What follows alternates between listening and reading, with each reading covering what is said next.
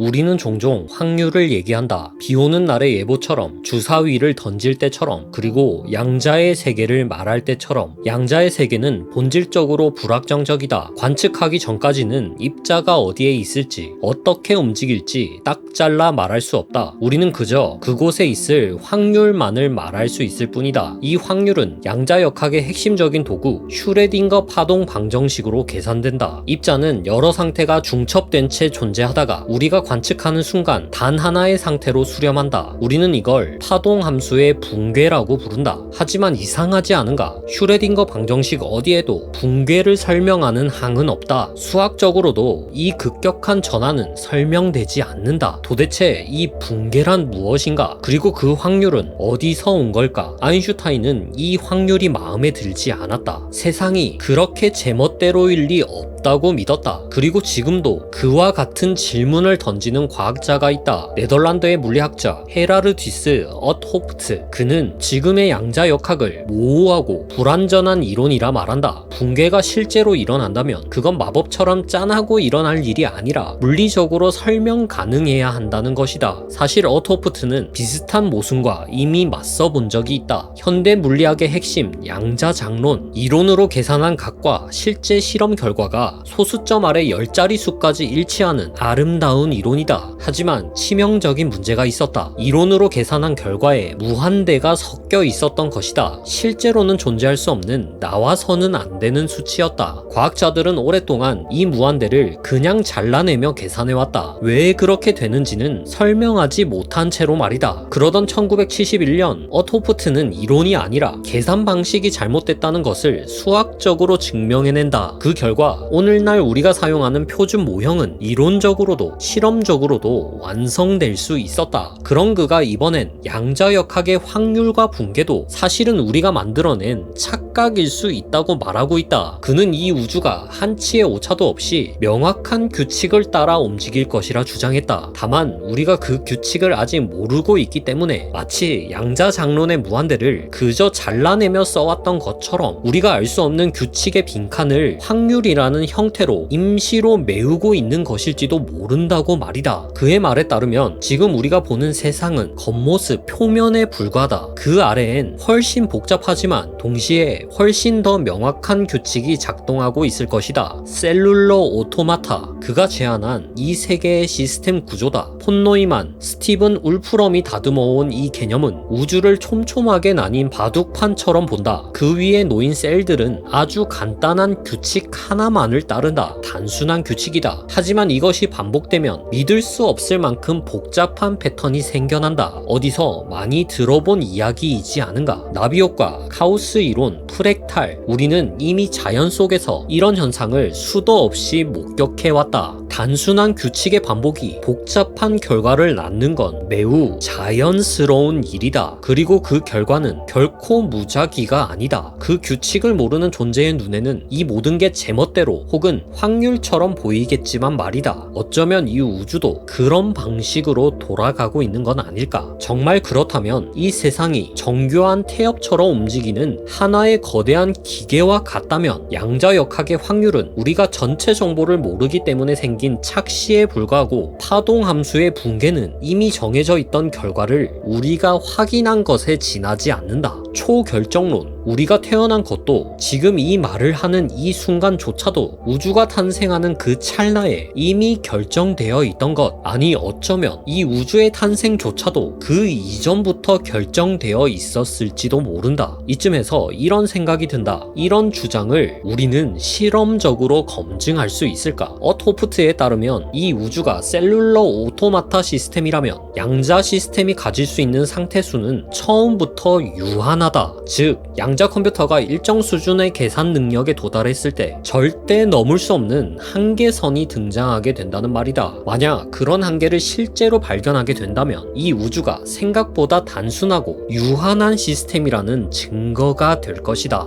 우리가 사는 이 세계는 너무 거대하고 양자의 세계는 너무 작다. 그 사이 어딘가에 놓인 우리는 두 세계의 모순 속에서 방황한다. 그래서 우리는 묻고 또다시 묻는다. 과연 이 세계의 아래에는 아무도 보지 못한 규칙이 모든 걸 움직이고 있는 걸까?